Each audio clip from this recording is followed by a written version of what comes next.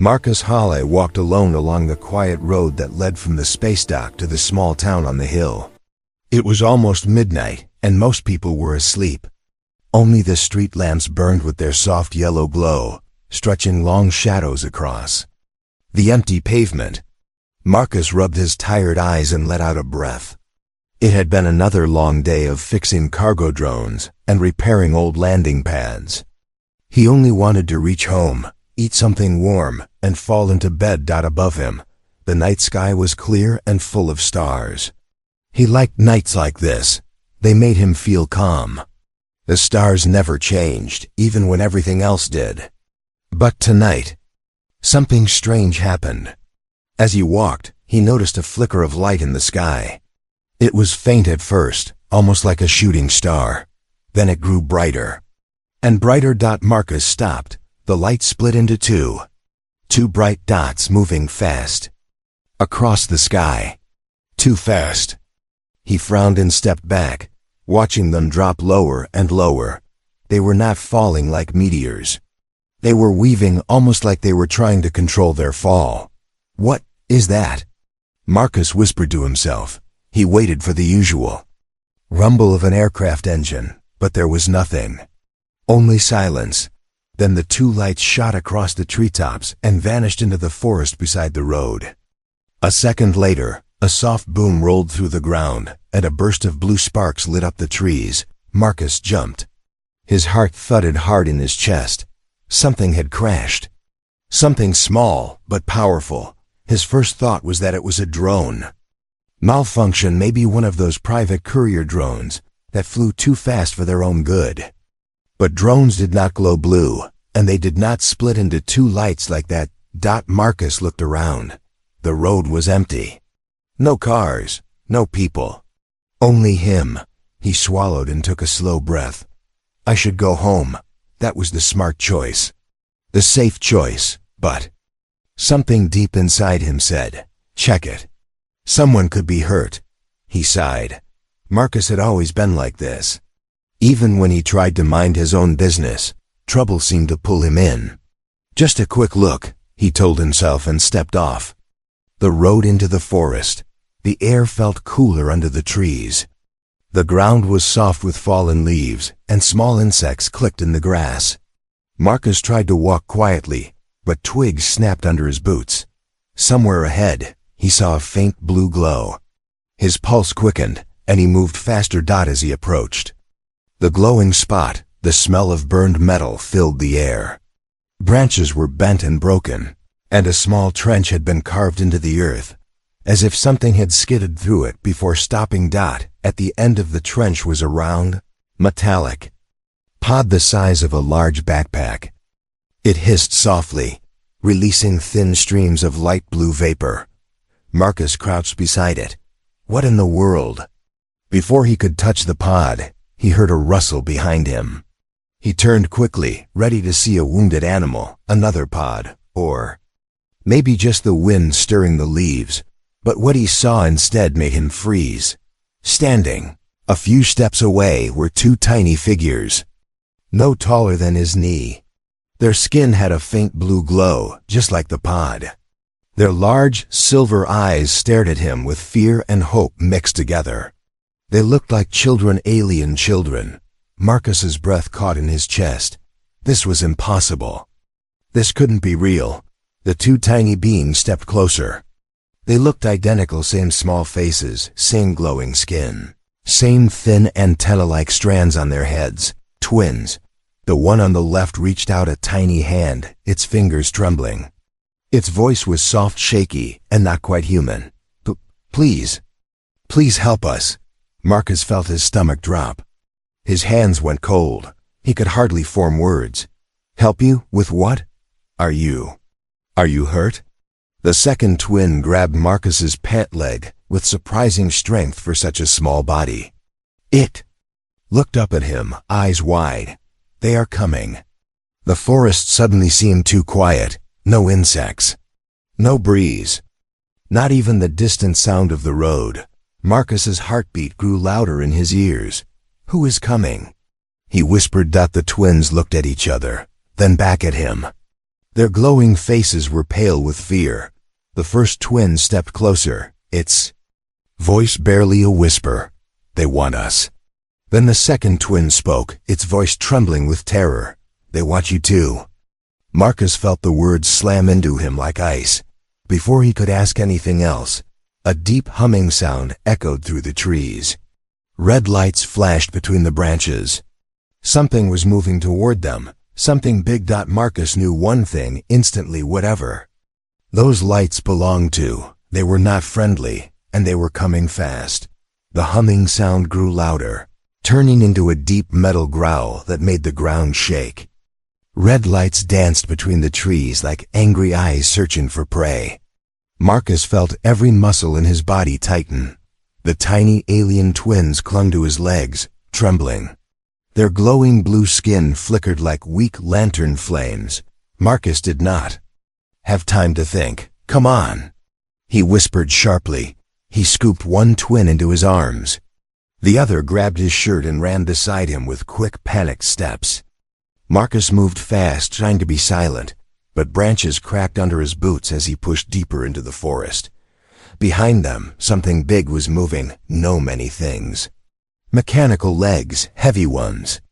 The metal growl turned into sharp clicking. Like claws sliding over stone. The twins looked back and whimpered. Marcus did not look back. He didn't want to see what chased them.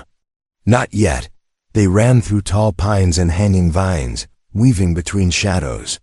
The moonlight barely reached the forest floor here. Every step felt like stepping into a dark mouth ready to swallow them.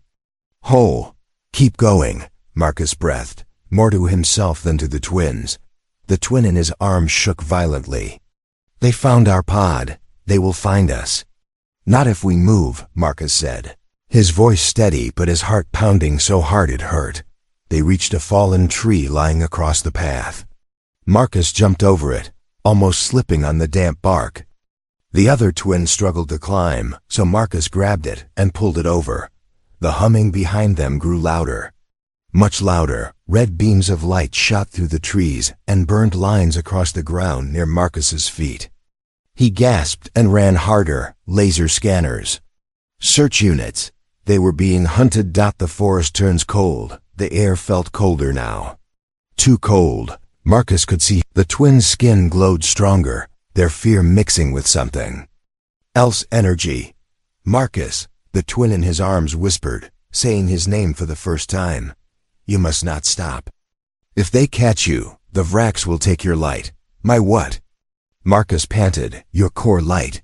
It is very strong." "Lie. Don't know what that is." "You will," the twin said in a sad voice. "But only if you live." Marcus' trees cracked and fell as something huge pushed through them. Marcus dared to glance back, and his blood ran cold. 3 tall machines stepped into the clearing. 6-legged hunters shaped like giant metal spiders. Their glowing red eyes scanned the ground. Their claws clicked like knives. Their bodies were black and covered in sharp spikes. The machines turned their heads toward Marcus and the twins. They saw them. Marcus swore under his breath. "Run!" He sprinted so fast his lungs burned, the twin in his arms gripping his shirt tightly. The other twin ran beside him, barely keeping up with his longer strides. The machine screeched. A horrible sound, half metal, half living.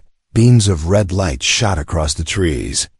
One beam hit a trunk beside Marcus, cutting it clean in half.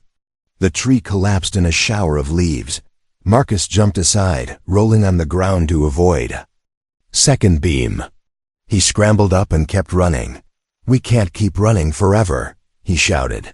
"No," the twin agreed. "But we can hide." "Where?" "Underground." Marcus blinked, confused, but then he remembered the old mining tunnels. Hidden entrance. They reached a line of large boulders at the edge of the forest. Hidden behind them, Marcus knew, was a small entrance to the abandoned mine tunnels. He had played there as a kid before the town sealed most of it. He pushed aside a thick curtain of vines. Behind it was a small opening, just tall enough for him to crawl through. "This way," he said. The twins slipped inside first, their small glowing bodies lighting the narrow passage. Marcus crawled in after them. As soon as they were inside, he pulled a large fallen branch and blocked the entrance just as a red beam sliced across the rock face. The machines screeched outside. They were close, into the dark underworld inside the tunnel. Darkness wrapped around them like heavy cloth. The only light came from the twins' skin, glowing soft blue, like tiny lanterns floating in the air. Marcus breathed heavily and leaned against the cold stone wall. His heart was racing so fast it felt like it might break free from his chest. Twins stared up at him, their eyes still wide with fear. "Are we safe?" Marcus whispered. The twins shook their heads slowly. "No," said the first twin. The second added, "They will not stop." The Vraks never stop. Marcus closed his eyes. For a moment, they weren't safe yet. Not even close. And whatever the Vraks wanted, they wanted him most of all. The mining tunnel felt like a cold underground throat, swallowing all sound and light. Marcus leaned against the stone wall, trying to calm his shaking breath. The tiny alien twins stood close to him, their faint blue glow the only thing keeping the darkness away. Outside, the metal hunters scraped and clipped over the rocks searching. Their red beams cut through the night like angry knives, but they could not reach inside the narrow tunnel. For now the three of them were safe, but only for now. Marcus crouched down so he could be eye level with the twins. "Okay, you need to tell me what is going on. Who are those things? What do they want from you? And what is this core light you keep talking about?" The twins exchanged a worried look. Their small faces were tight and pale. Then, one of them stepped closer. "We are from the Lyran people," it said softly. "We travel through the stars to learn, to study, to understand. We do not fight, we do not harm." The other twin added, "But the Vraks do. They hunt, they take, they destroy." Marcus swallowed. He'd heard alien rumors before, stories of visitors from far systems, but most people laughed at them. Yet, here he was, inside a tunnel, holding two glowing children from another world while metal monsters searched outside. "This is insane," he whispered. "Why come here? Why Earth?" The twins shook their heads. "We did not come for Earth. We were passing by. A storm in space damaged our pod. We fell from the sky. The Vraks saw our crash and followed." Marcus felt a cold knot tighten in his stomach. He rubbed his forehead. "So those things, they're here for you." The twins looked at him with wide silver eyes. "Not only for us," one said. "They are here for you too," the other finished. Marcus froze. "Me? Why me? I'm a mechanic, not a space hero." The first twin stepped forward and gently touched his wrist. Marcus felt a warm pulse, like a heartbeat that wasn't his own. "You carry the core light," the twin whispered. "It is a rare life energy that exists in some beings across the universe. But in you, it is stronger than we have ever seen." Marcus blinked. "I have energy? In me? Like some kind of battery?" The twin shook its head. "Not a battery. A force. A spark of mind and spirit. A light that cannot be copied. It is part of who you are." The second twin added, "The Vraks want it. They steal core light from others to grow their power." Marcus stepped back, shaking his head. "You're saying they want to what? Take it out of me?" The twins lowered their heads. "If they take it," one whispered sadly, "your body will live, but you will not." Marcus felt ice spread through his chest. His hands went numb. He turned and leaned against the tunnel wall, breathing fast. He was being hunted not because he helped the twins, but because he carried something inside him he never knew existed. "How long have the Vraks known I have this light?" he asked quietly. "Since the moment they came near our crashed pod," said the first twin. "Your energy is strong. It calls to them." Marcus shook his head again, trying to make sense of it. He had never felt special. He was just Marcus from the docks, from the small town, living a normal, simple life. This is crazy. I fix broken engines. I clean rust. I don't even win arguments at work, he said with a humorless laugh.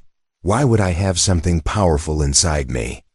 The twins approached him together and placed their tiny glowing hands on his knee. Core light is not about strength, they whispered. It is about heart, about choices, about courage. Marcus stared into their bright silver eyes. Courage? I'm terrified right now. Courage is not the absence of fear, one twin said softly. It is acting even when you are afraid. A low rumble echoed from deep inside the tunnel. Dust fell from the ceiling. The twins gasped. Marcus tensed. What was that? The hunters, the twins whispered. They are changing their shape. They are making themselves small. 2. Come inside. Marcus felt his blood turn cold. The tunnel was already tight. If those machines squeezed through. We need to move, he said. The twins nodded quickly. But before we go, Marcus said, gripping the stone wall for support, tell me the truth. If the Vraks want my core light, what happens if they catch me? The twins hesitated. Then, in a tiny trembling voice, one answered, if they catch you, Marcus, everything that makes you human will die. Silence filled the tunnel. Outside, metal claws began scraping closer. Marcus straightened and clenched his fists. Fear still lived inside him, but so did something else, something brighter. Then we're not letting them catch us. The tunnel shook again as another heavy thud echoed through the darkness. Marcus pressed his back against the cold wall and stared down the passage. The scraping of metal claws grew louder. The Vraks hunters were forcing their bodies to twist and fold so they could crawl after them. The idea alone made his skin crawl. We move.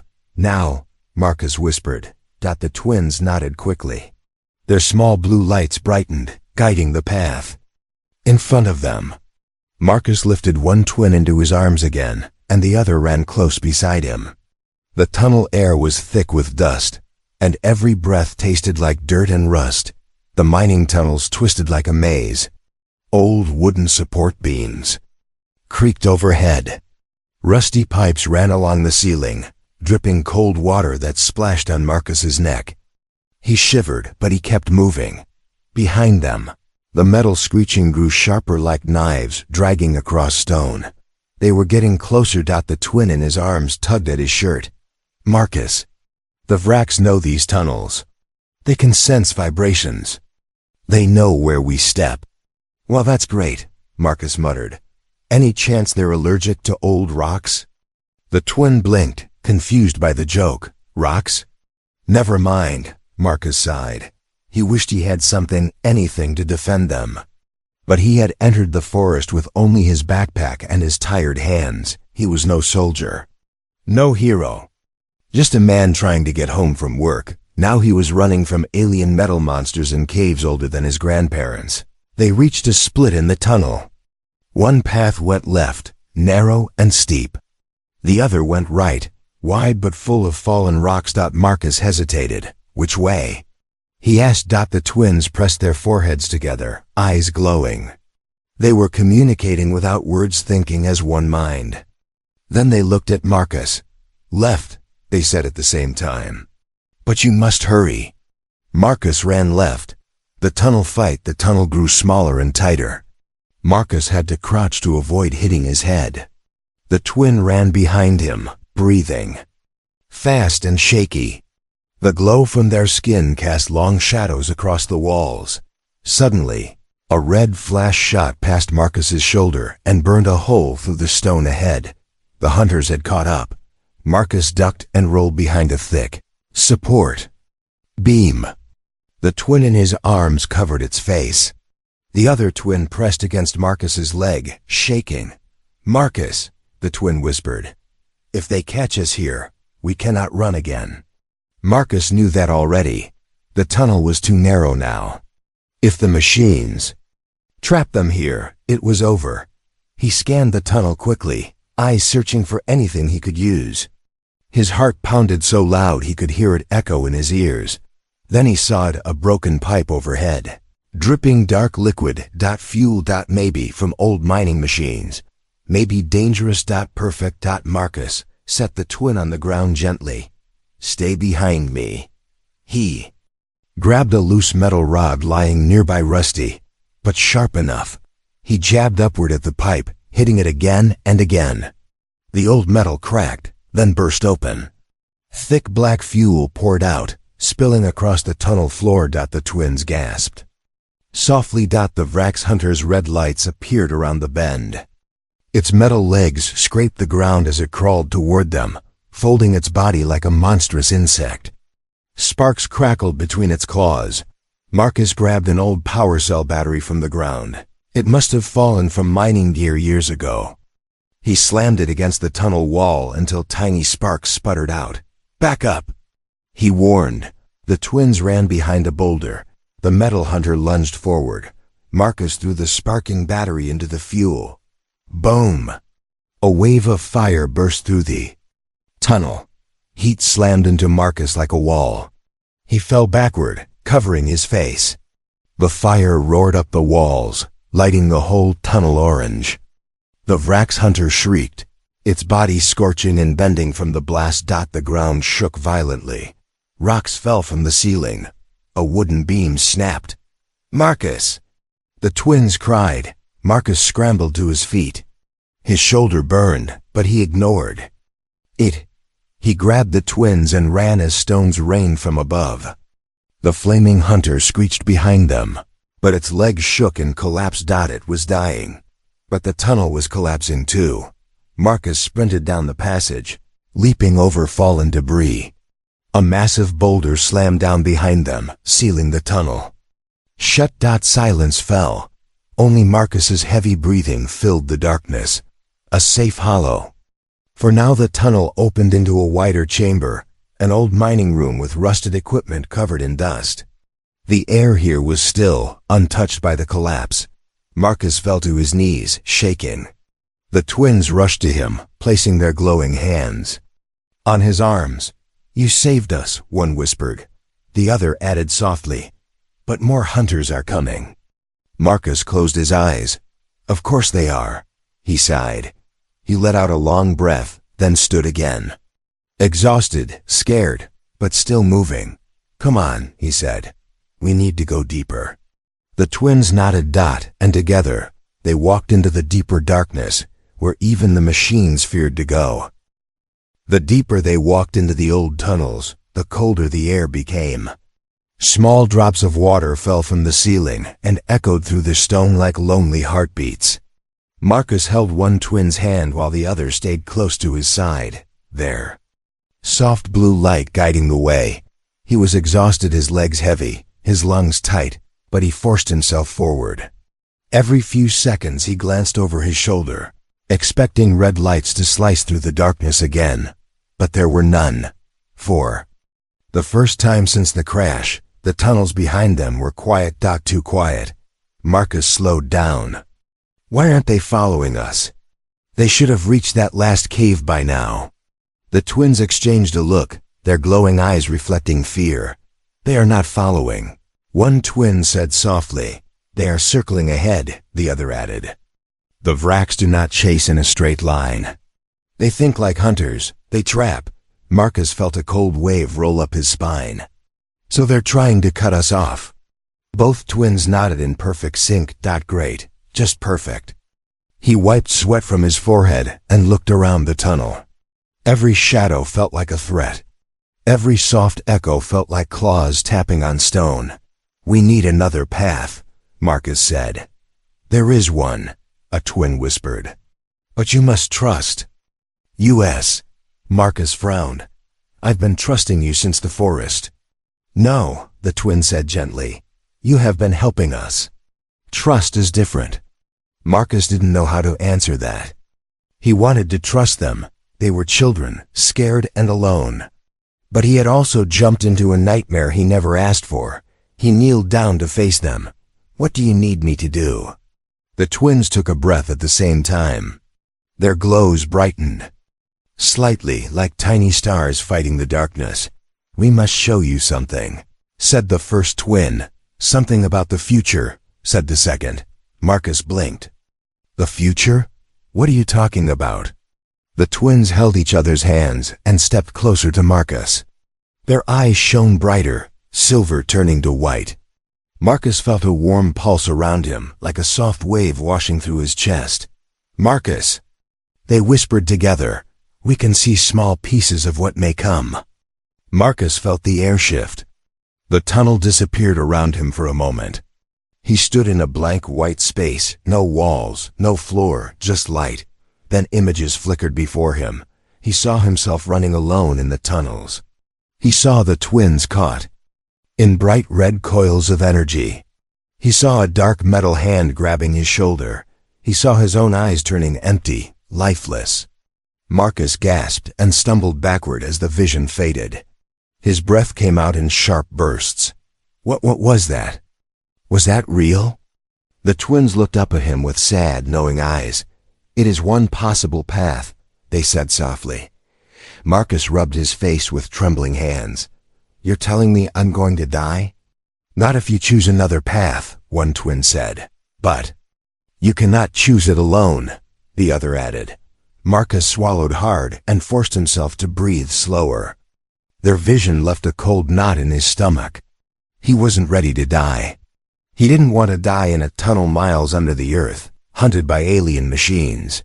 He still had a life, a job, people who would miss him. So, what's the other path? Marcus asked. The twins stepped closer. "You fight," they said simply. Marcus let out a breathless laugh. "Fight? Against metal monsters from space? With what? My bare hands?" "You fight with your core light," one twin said. "You fight with your heart," the other added. Marcus shook his head. "I don't even know what that means." The twins touched his hands. Their small fingers were warm. "You know more than you think," they whispered. "Your core light listens to your courage. When you believe in your strength, it will answer." Marcus looked down at his hands. They were just hands, dirty, scraped, human. Nothing special, but something inside him, something small stirred. A spark of warmth. A tiny pulse. He didn't know if it was belief or fear, maybe both. Before Marcus could speak, a deep rumble echoed from ahead. Dust drifted from the ceiling. The twins stiffened. "They're coming, from the front." "And behind too," Marcus guessed. The twins nodded. "They are closing the trap." Marcus's heart hammered, but the small spark inside him glowed brighter. "Then we break out of the trap," he said firmly. "But I need to know where to go." The twins pointed to a narrow side passage Marcus hadn't noticed, a slit in the stone. "Almost hidden. It leads to the old sinkhole," one twin said. "The Vraks fear unstable ground," the other whispered. Marcus clenched his jaw. "Then that's where we go." The twins held his hands tighter. "Marcus," they whispered, "you survive only if you trust us completely." He looked into their glowing eyes. "I'm with you," he said. "All the way." And with that, they stepped into the darkness toward the sinkhole, toward danger, and toward the future the twins hoped to change. The narrow passage felt like walking through the throat of a sleeping stone giant. The air grew colder with every step. Marcus crouched low, moving slowly so the twins could squeeze through the tight cracks in front of him. Their small glowing bodies lit the rough rock walls, painting long trembling shadows on the floor far behind them. The echo of metal legs clicked like a slow heartbeat. The Vraks hunters were closing in. The deeper they went, the sharper the smell of wet earth became. A faint breeze touched Marcus's face, a good sign. It meant the tunnel was leading to an open space. Soon, the walls opened into a wide cavern. Moonlight poured through a massive hole in the ceiling, lighting the center of the room like a silver spotlight. And there it was, the sinkhole, a giant drop in the ground, wide and deep, swallowing the earth like a hungry mouth. The edges crumbled under the weight of time. Broken rocks, old support beams, and rusted mining tools lay scattered around the rim. The twins stopped at the edge and stared down with wide eyes. Marcus took a shaky breath. "We need to cross this." "No," one twin whispered. "We need to use it," the other said. Before Marcus could ask how, the ground trembled. A deep, vibrating growl rose from the tunnel behind them. They were out of time. A blast of hot air shot into the cavern as the Vrax hunter emerged. Not the small crawling ones from before, this one was much bigger. A massive metal creature shaped like a twisted scorpion stood at the tunnel mouth, its armor black like burned stone, its red eyes blazing with hunger. Marcus froze. The Vrax hunter stepped forward, its heavy feet shaking the ground. Its clawed arms opened wide like jaws ready to strike. A glowing core pulsed inside its chest, beating like an artificial heart. The twins clutched Marcus's arms. "This is the leader," they whispered. "The one who takes core light." Marcus swallowed hard. He could feel the creature staring straight into him, sensing him, wanting him. The hunter raised its tail long, sharp, and crackling with red electricity. "We can't run," Marcus said quietly. "Not from this thing." "No," the twin said softly. "This time you stand." The warmth inside Marcus small since the tunnels suddenly pulsed again. A deep throb spread through his chest. Fear and strength mixed together until he didn't know where one ended and the other began. He stepped between the twins and the hunter. The machine let out a metallic scream. Lights shot from its claws, blasting stone apart as Marcus dodged and rolled to the side. Rocks rained from above. Dust filled the air. Marcus's shoulder burned from the fall, but he pushed himself up. The hunter turned and lunged. Marcus grabbed a broken metal pipe off the ground and swung it. Sparks exploded as the pipe struck the hunter's leg, but it barely made a dent. Twins held each other's hands, trembling. Their glows brightened, blending into a single bright aura. "Marcus," they cried, "we can help, but you must open your mind." Marcus ducked as the hunter's tail stabbed into the ground where he'd just stood. The shockwave knocked him backward, sliding him toward the sinkhole's edge. His boots scraped the crumbling dirt. One more inch and he would fall. He stared at the twins.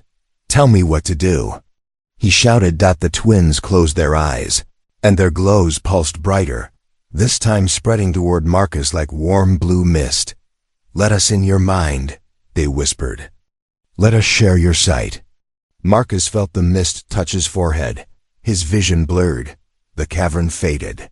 For a moment, he felt himself floating, not in air, but in something deeper. Then something incredible happened. Marcus could see through the hunter. He could see its joints, its circuits, its pulsing power core. And he could see its weak point, a small exposed node near the back of its neck. The world snapped back into focus. Marcus let out a shocked breath. "I know where to hit it," he whispered. The hunter charged again, claws tearing deep grooves in the stone floor. Marcus ran toward it instead of away. At the last second he slid under its body, feeling the heat of its power core as he passed beneath it. He jumped onto a rock ledge and pushed off hard, launching himself onto the hunter's back.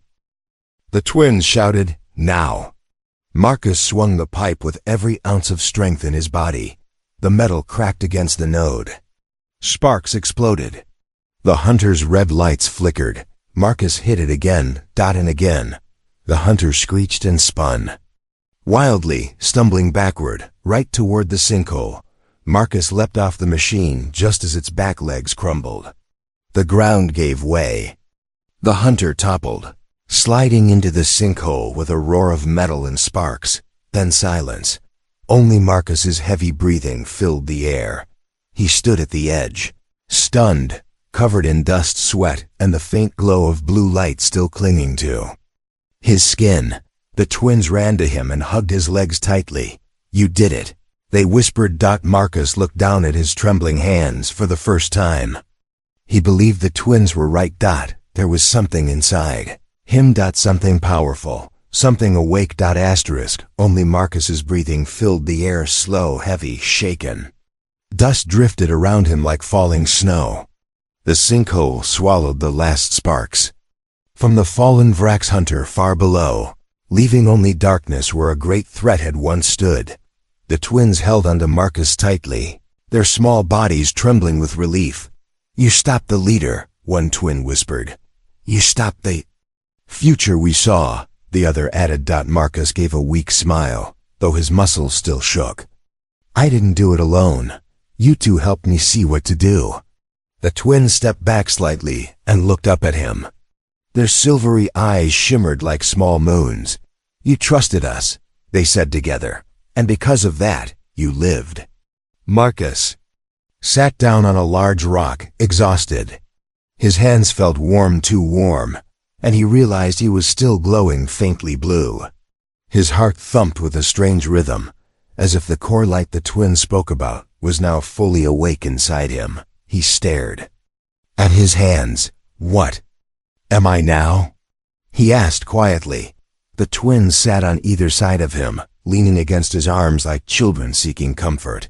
"You are still Marcus," one twin said. "But you are not the same Marcus," the other whispered. Marcus laughed softly. "That's less comforting than you think." The twins didn't understand the humor, but they smiled anyway.